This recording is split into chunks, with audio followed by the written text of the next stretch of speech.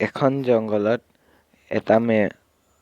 এখন স্কুলৰ পৰা দুজন ছাত্ৰক জংগল কেম্প কৰিবলৈ লৈ অহা হ'ল। ত' যিজন কেম্প মাষ্টাৰ আছিল তাৰ নাম আছিলে মোহন, আৰু যি দুজন ল'ৰা আছিলে এজনৰ নাম আছিলে ৰিতু, এটাৰ নাম আছিলে পিতু। ৰিতু অলপ দুষ্ট আছিল আৰু পিতুও দুষ্ট আছিল। সিহঁতে মাষ্টৰৰ কথা নুশুনিছিল আৰু সেই দেখি যিজন শিক্ষক আছিল তেওঁৰ বৰ খং উঠিছিল। ত' শিক্ষকে খঙতে আহি ক'লে, ঐ তোমালোকে শুনিছানে? ছাৰ আমি শুনিছোঁ, কওক। তোমালোকে যোৱা জংঘলৰ পৰা খৰি অনাগে ভাত খাবলৈ, আৰু তুমি যোৱা কিছুমান ফল মূল গুচাই। হ'ব ছাৰ।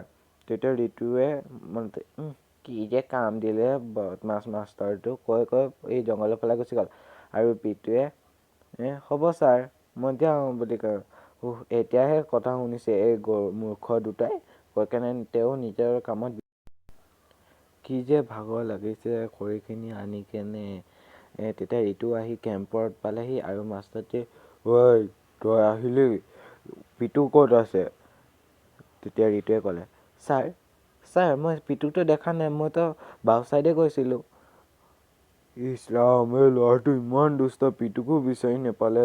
পিতু ক'লৈ গ'ল বা? ব'লা আমি বিচাৰি যাওঁ ব'লা। তেনেকৈ কয়, তুমি এই চাইডে যোৱা মই এই চাইডে যাওঁ, কৈ কেনে মাষ্টৰটো গুচি গ'ল আৰু পিতু ৰিতুক বিচাৰিবলৈ ধৰিলে। তেতিয়া পিতুৱে এখন জংঘল দেখিলে।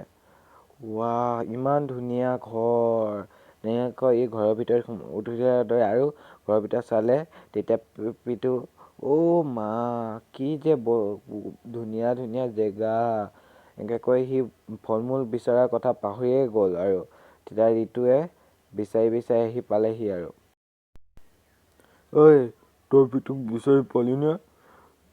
নাই ছাৰ, মই পিতুক বিচাৰি নাপালোঁ। মই গোটেই জংঘলখন বিচাৰিলোঁ ছাৰ, আপুনি পালে নেকি? নাই, ময়ো গোটেই জংঘলখন বিচাৰিলোঁ। তেতিয়া পিতুৱে গৈ এটা মানুহক লগ পালে। তেতিয়া মানুহটোৱে ক'লে, তই ইয়াত কি কৰি ফুৰিছ সৰু ল'ৰা? মই তোক খাই পেলাম। তেতিয়া পিতুৱে ক'লে, আপুনি কোন হয়? মই এই জংঘলৰ কিং হয় আৰু ভূত হয়, মই মানুহক খাই। তেতিয়া পিতুৱে বহুত ভয় খালে। কি, আপুনি মোকো খাই পেলাব নেকি? খাই পেলাম, তই এতিয়াই ইয়াৰ পৰা গুচি যা, নহ'লে মই তোক খাই পেলাম।